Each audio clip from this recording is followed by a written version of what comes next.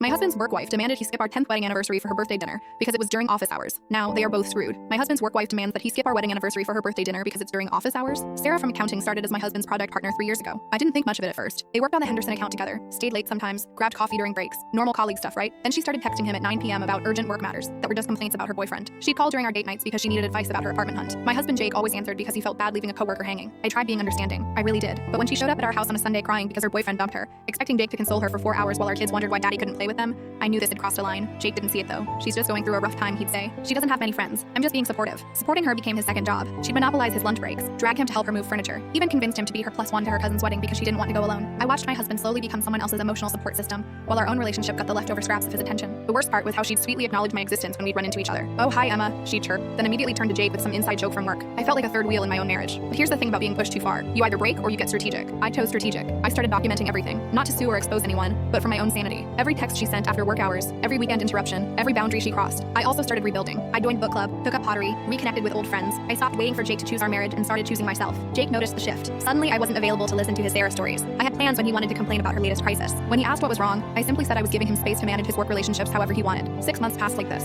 I built a life that didn't revolve around competing for my husband's attention. Jake started coming home to an empty house twice a week while I was at pottery class. He'd text asking about dinner, and I'd respond that I'd already eaten with friends. The dynamic shifted, but not enough. Sarah still had her hooks in deep. Then came the anniversary situation. Our 10th wedding anniversary fell on a Thursday this year. I booked us a nice dinner reservation months in advance at the restaurant where we'd had our first date. Jake seemed excited, even bought a new shirt for it. Everything was perfect until Tuesday, when Sarah found out our anniversary coincided with her 35th birthday. She walked into Jake's office that morning and announced she was having a birthday dinner Thursday at 7 p.m., and everyone from their department had to attend. "It's during office hours technically," she said, looking directly at him, "so it's basically mandatory." Jake came home that night looking sick. He hemmed and hawed before finally admitting Sarah expected him at her birthday dinner on our anniversary because it was during office hours, even though it was clearly after work. I just stared at him, really looked at him for the first time in months. This man, who I'd married in front of 150 people, who'd promised to put our relationship first, was actually considering missing our 10th anniversary for his work wife's birthday party. "You're going to go, aren't you?" I asked quietly. He couldn't meet my eyes. "She'll make my work life hell if I don't," he mumbled. That's when something inside me clicked into place. Not anger, not hurt, just crystal clear clarity. I smiled and said okay. Jake looked shocked but relieved. I spent the next 2 days making calls. Thursday arrived. Jake left for work in the morning mentioning he'd try to leave Sarah's dinner early. I didn't respond. At 6:45 p.m., while Jake was presumably at Sarah's birthday dinner,